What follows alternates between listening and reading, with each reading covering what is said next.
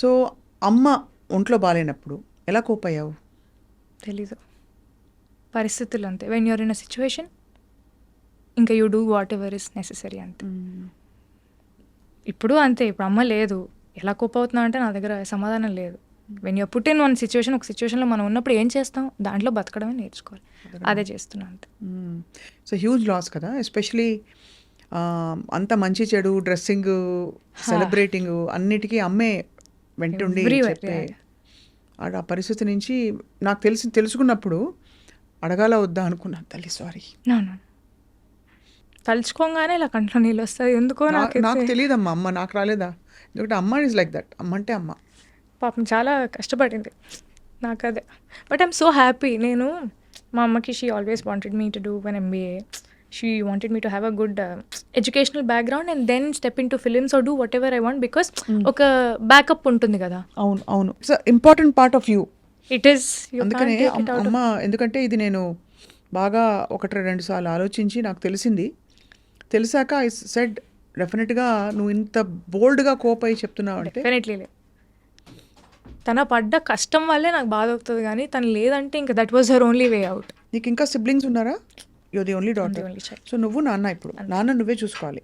So basically నేను నాన్న ఏమనుకున్నామంటే, నువ్వు నన్ను చూసుకోకు, నేను చూసుకోను, నువ్వు చూసుకొని నన్ను నేను చూసుకుంటా. That is the best thing that we're doing for each other.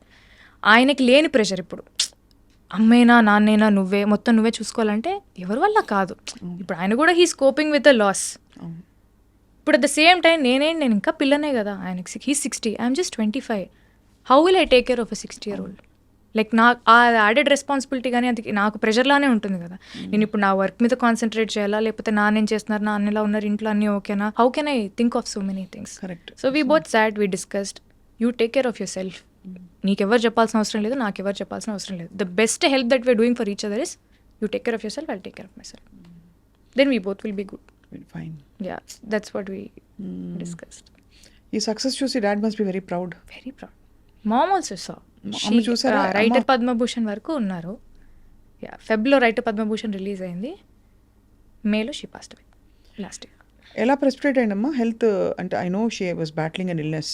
Yeah, it was out of nowhere cancer. తెలియడమే లాస్ట్ స్టేజ్లో తెలిసింది. There is nothing that we could do. And సడన్గా అది బ్రెయిన్ స్ప్రెడ్ అయింది and within 12 days. Yeah, అంటే we didn't see that coming. నాకు ఒక surgery అయింది, లిగమెంట్ టైర్ అని మీకు చెప్పాను కదా, స్కూల్ ఇంజరీ. అది అగ్రివేట్ అయ్యి 10 years తర్వాత నాకు ఇప్పుడు ఎఫెక్ట్ చూపించింది. So I underwent a small ligament surgery in my left knee. So she was there, she was taking care of me very well. నన్ను ఎత్తేది లిటరలీ. 2-3 months తర్వాత అమ్మకు ఒక చిన్న సర్జరీ ఉంది. షీ హ్యాడ్ అ గాల్ బ్లాడర్లో ఆ స్టోన్ ఉంది. That is a very small procedure అండి. If you get rid of it she'll be fine. అది కూడా అయిపోయింది. అది అయిన ఫ్యూ మంత్స్కి ఇంకా she had some issues, stomach related, gastric related issues ఉన్నాయి.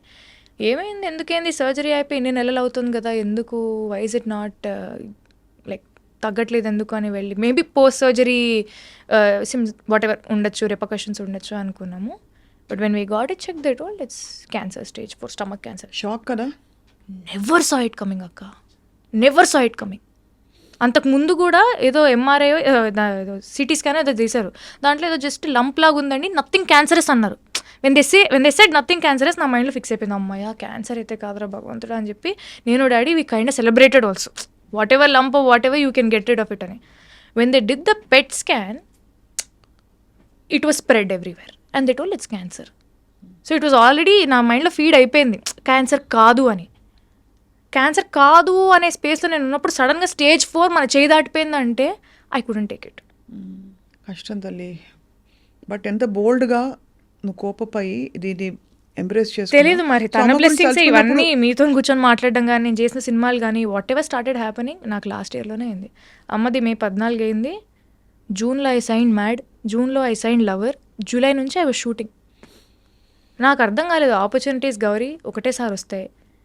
నేను భయపడుతూ నేను బయటికి వెళ్ళలేను, నేను యాక్టింగ్ చేయలేను, నాకు భయం వేస్తుంది, నా జీవితం ఏంటి అని ఆలోచించుకుంటూ కూర్చుంటే ఇక్కడే ఆగిపోతుంది. అండ్ నువ్వు ఆలోచించుకుని ఆగితే అక్కడ ఏమి జరిగేది ఏముండదు కదా. ఏం లేదు, ఒక అంటే భయం వేసేది అక్క, బయటికి అడుగేసే ధైర్యం లేదు నాకు. చాలా వీక్ అయిపోయాను mentally, physically. I lost weight, నాకు ఫిజికలీ కూడా ఎఫెక్ట్ అయింది అది. మోడర్న్ లవ్లో మీరు అలా లడ్డులాగా ఉన్నాం కదా, I became like half my weight పని చేస్తూ ఆర్ వాట్ ఎవర్, అది మెంటలీ ఫిజికలీ ఆ ఎఫెక్ట్ ఉండడం వల్ల చాలా వెయిట్ తగ్గిపోయాను నేను. ఇలా కాదు, ఆపర్చునిటీస్ వచ్చాయి, just go and do it అని చెప్పి. మ్యాడేమో it's such a fun film, Lover is సచ్చువలీ it's a very emotional and it's a very intense film. నాకు మైండ్లో ఒక ట్రామా నడుస్తుంది, నాకు ఆ మూడు ఎలా అలైన్ చేసుకున్నానో ఏం చేశాను నాకైతే తెలియదు. ఇట్స్ ఆల్ వసుంధర, నా చేతిలో ఏం లేదంతే. ఎవరు నీకు ఇష్టదైవం ఎవరన్నా ఉన్నారా? చాలామంది ఉన్నారు నాకు, నేనైతే నమ్ముతాను. బట్ మా ఇంటి దేవుడు వెంకటేశ్వర స్వామి, సో వెంకటేశ్వర స్వామి, సాయిబాబా నేను నమ్ముతాను. ఎంత కష్టం నుంచి బయటకు వచ్చి బ్యూటిఫుల్గా ఇండిపెండెంట్గా, కానీ ఒకటి తప్పకుండా అనక మానలేను, ఇంత ఇండిపెండెంట్ థింకింగ్ అమ్మాయిని ఇండస్ట్రీ అర్థం చేసుకుంటుందా? అంటే because you have your own thoughts, you speak so well, ఇంత కాన్ఫిడెంట్గా ఉన్నావు. బహుశా ఐ డోంట్ నో నువ్వు ఎంత ఇంటర్ఫియర్ అవుతావు, ఇది ఎందుకు సార్ ఇలాగా, ఎందుకు సార్ అలా అడుగుతుంటావా? సినిమాలో అంటున్నారా? సినిమాలో నాకు డెఫినెట్ ఐఎమ్ వెరీ ఇంక్విజిటివ్.